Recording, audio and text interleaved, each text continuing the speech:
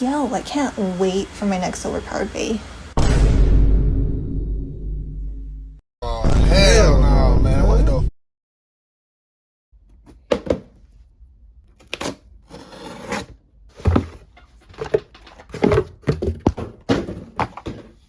I don't know what happened, but Hasbro Wave 5 decided to shove its release up from August all the way up to early June. But hey, I ain't complaining. About damn time, Hasbro, and good on you all for locking in. And now I gotta lock in too. Starting with this video. Anyways, hello, and welcome to the channel. If you're a returner, thanks a bunch for making time in your day for me. And if it's your first time here, I hope you become a returner. Covering these spinning tops is a lot of fun for me, but you know, it's always more fun when people watch, so I hope you'll consider me in the future as well. With that said, I got an order for the CX Arc Wizard and a Scarlet Garuda starter in the mail a few days ago, and now I finally have time to cover them. So let's get this video started and unbox Arc Wizard Round 455LO Orb, the very first stamina type I'm actually going to be covering on the channel, so a special occasion, I guess. First things first though, I assume there's going to be a wave of people who are only now just getting into the new CX line of things with Hasbro's more easily obtainable releases. So I'll go ahead and do a rundown on it in case you aren't in the know of the lines or would just like to know more. In Beyblade X, there are currently 3 lines of Beyblades, those being BX, UX, and then the most recent CX line. BX stands for the basic line and was the very first line of Beys. They are characterized by being more basic in shape and having these metal launcher hooks that tighten the center of mass toward the middle. You've seen these at your local Targets and Walmarts and stuff for sure. UX of the unique line is a little more rare since Hasbro's been a little slower with their distribution, but these are bays that are usually centered around having a gimmick engineered into them. Some bays like Silver Wolf and Impact Drake have modifications or extra parts baked into their blades, while other bays like Dran Buster and Wizard Rod have more practical gimmicks that they're built on. And lastly, UX bays have plastic launcher prongs that increase outward weight distribution, keeping them more balanced and letting them spin for longer. Now we come to the CX or the custom line, and Wizard Arc is among some of the first entries into this line.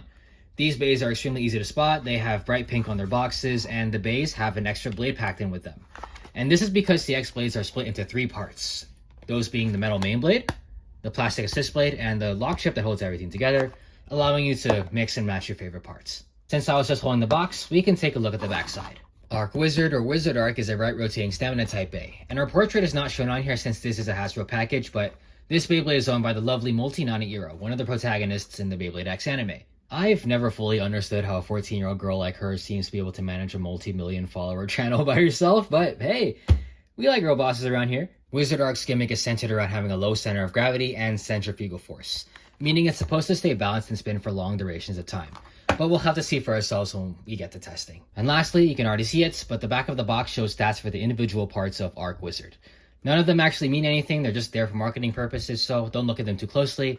They're usually wrong when put into the stadium anyway. And that should about cover everything, so we can get to the unboxing part. These boxes are a little bit harder to open than the other starters just because there's just more stuff in it. So, we'll see how this goes. Okay, since I took it out first, we might as well talk about it first, but this pack is a starter, so it comes packed in with the launcher. Unfortunately though, these are the tiny proto launchers, so they are weaker and harder to hold because of how small they are. So, replace them whenever you can with a proper string or winder launcher. You'll make your world a better place for yourself if you do. Oh yeah, these boxes have the weird function. Yeah, okay, that's just weird. I hate that so much. I have to like... Oh man. Okay, 1 second. I already unboxed my Perseus Dark, so I already had to go through the song and dance, but it hurts my soul to tear this apart. For those that know me, I love my boxes undamaged as much as possible. So yeah, that feels so bad. Well, it is what it is. Main blade. Lock chip since I didn't cover that. And then the assist blade. And then the instruction manual. It's a bit bigger for some reason. You can throw that away. Okay, time to put it back. Good enough.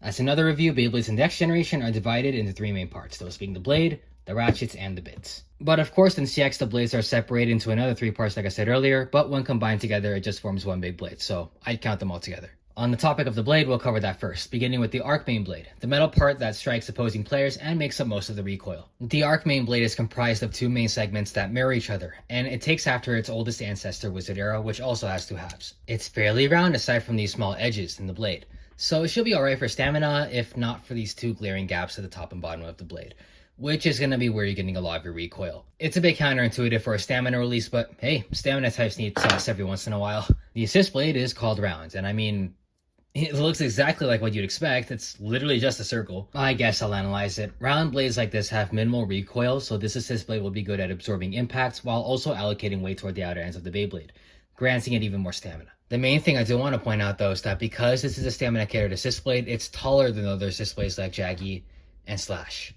It might be a disadvantage since being taller isn't very favorable in this generation, but maybe the recoil absorption can be good for something. And lastly, the lock chip. This one has a motif from the Wizard line and looks pretty cool. I don't know why they made it green. Like with the rest of the Beyblade, we'll talk about that later, but this looks okay. Looks like he's charging up a Kamehameha or something, so yeah. Assembling your CX base is pretty simple. Just lay your main blade on top of your assist blade and then lock it in with a chip. There you go. Arc Wizard round.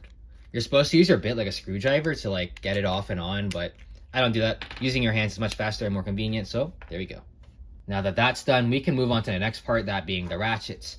The ratchet is the middle part of the Beyblade that holds all three components together, and it also determines weight distribution and burst resistance by the shape of its protrusions and its height. The ratchet that comes with Wizard Arc is a green 455, which is the shortest ratchet in the game at the moment. Heights in Beyblade range from 55 to 85, so this thing is pretty damn short in comparison to the average Bey.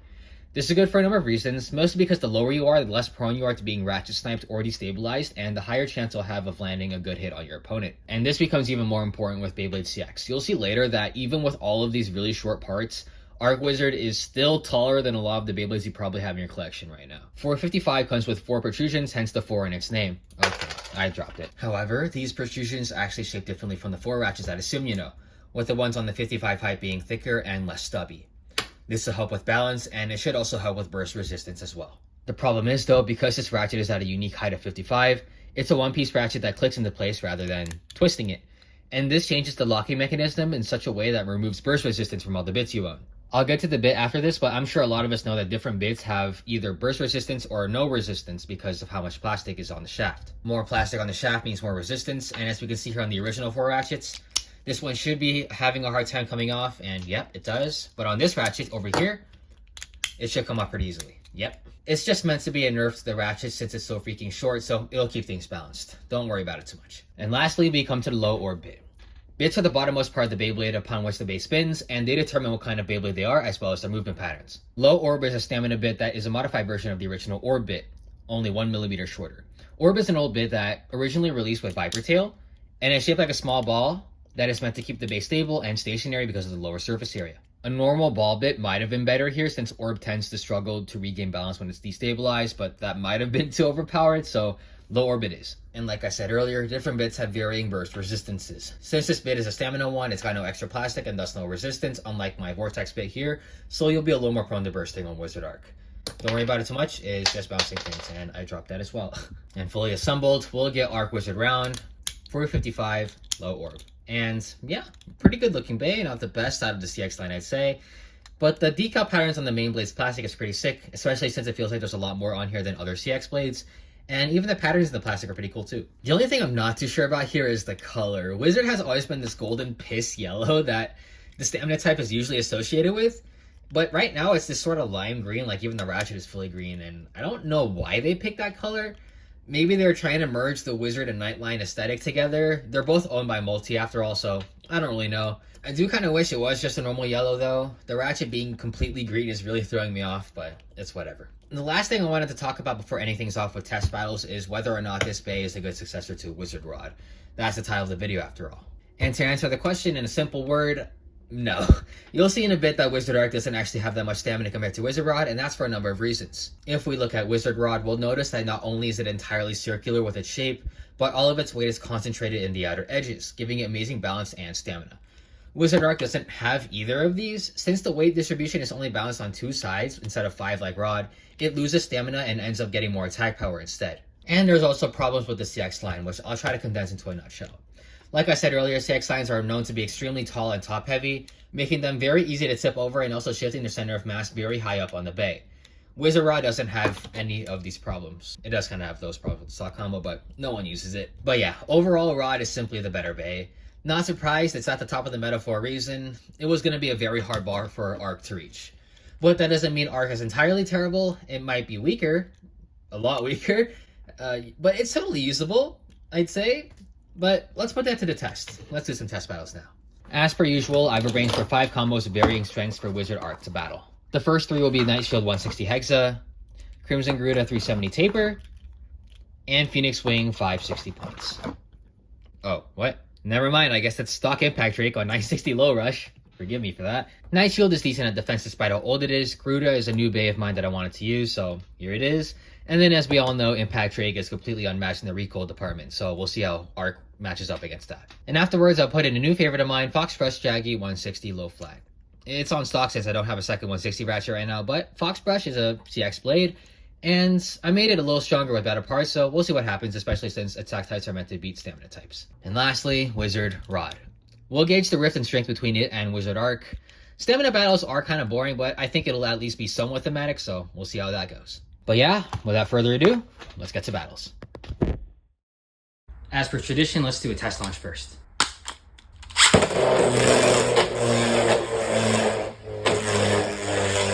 I mean, it's a stamina type, it's not really going to be doing much, so not much to see there. But yeah, let's get this party started. First up, Night Shield versus Wizard Arc. Might be a bit boring since it's a stamina on defense. We'll see what happens. What the hell? Okay, that's not a defense type thing.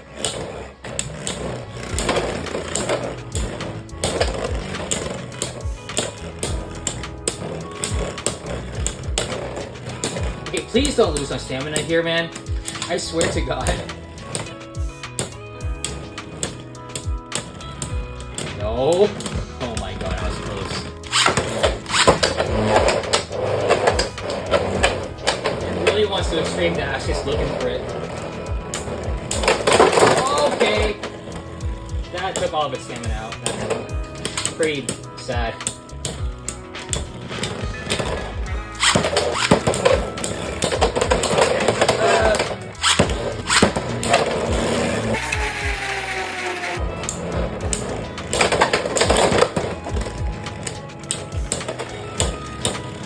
Do stamina type thing.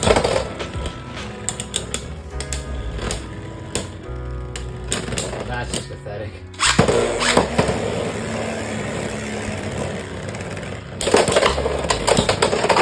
Bro, okay.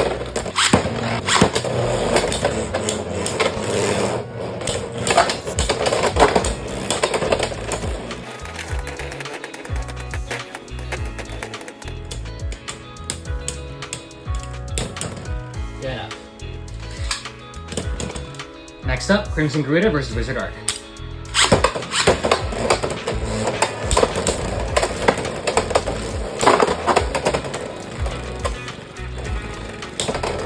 Stamina, man. You're a stamina type. Do stamina things, please.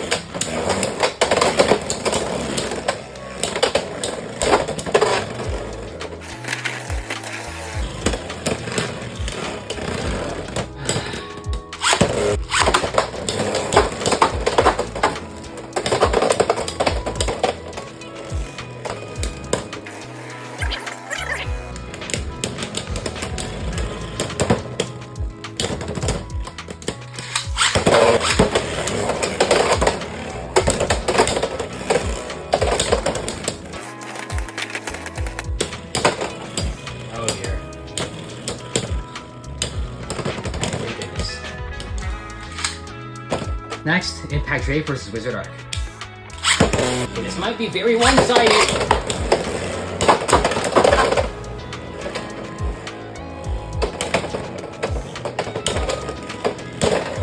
That was close. Brother. Oh my God.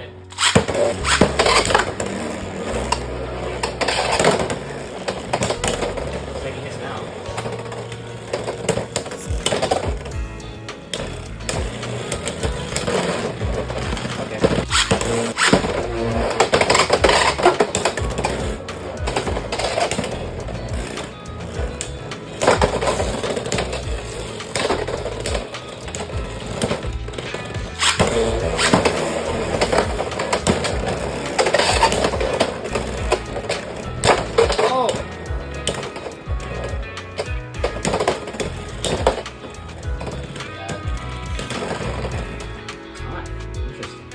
here's something a little more fair. Fox Brush versus Wizard Arc. Let me do some customization real quick. All right, let's go.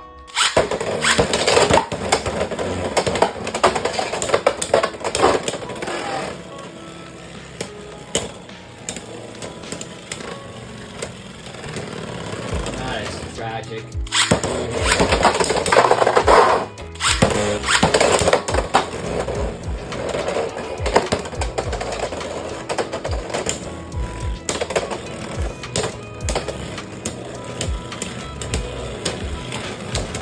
Please. You've got to be kidding me.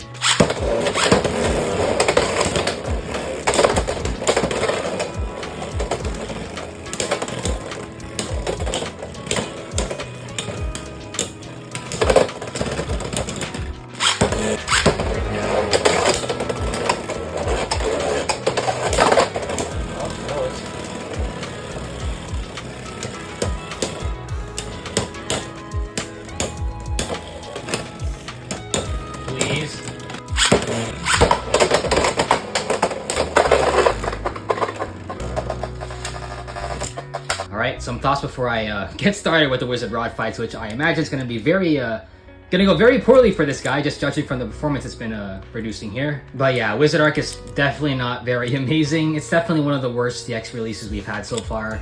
And yeah, like I said earlier, there's just a lot of problems with it, and I don't know why it's not locked. It just doesn't have enough stability or weight distribution to really be a stamina type. It's losing a lot of spin-offs, which should not be happening for a stamina release. It takes hits okay, but it just doesn't have enough spin to really outspin anything else. Like even Night Shield with Hexa. Hexa is not a bit that's known to have very good stamina, and it was being outspun by Night Shield, which also already has an imbalance in the blade, so like, what the heck, man? But yeah, this thing was never gonna stack up against Wizard Rod. They could have easily made it that good, like they could have just made the blade round and actually have equal weight distribution instead of just these 2 points, but they didn't for whatever reason, which maybe it's a good idea, maybe it's a good thing, maybe it's not a good thing. But as it stands now, and as it stands forever, Wizard Arc, at least in a stock combo, is not very good. Maybe with like some minor tweaks, like just change slow orb for ball, maybe it could be better, but this is a stock combo only review, so I'll leave that up to you guys to find out. But yeah, we can get started with the final battle. Wizard Rod versus Wizard Arc. Let's see how it goes. That's not good. Get it first.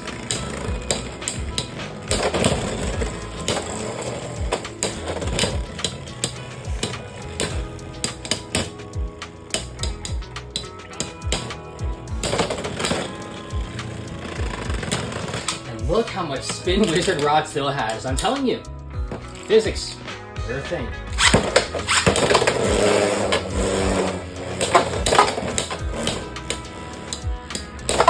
Oh, there you go.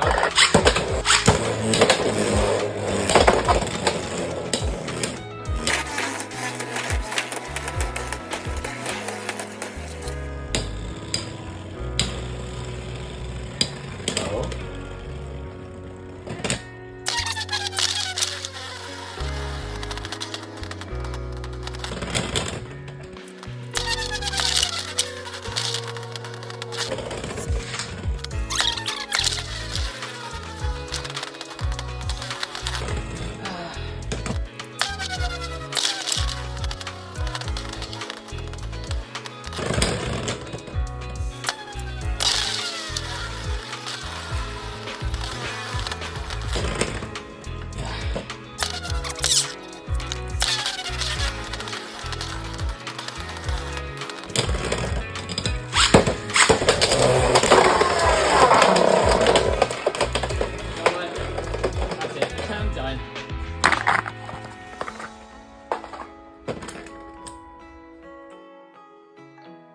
Okay, that's all I had to show, so that'll be all for today.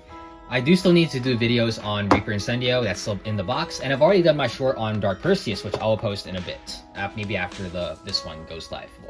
We'll see. But yeah, be sure to sub to be notified of when I post, and make sure to like this video and comment if you want as well. But otherwise, that'll be all for me. As always, take it easy and stay chill.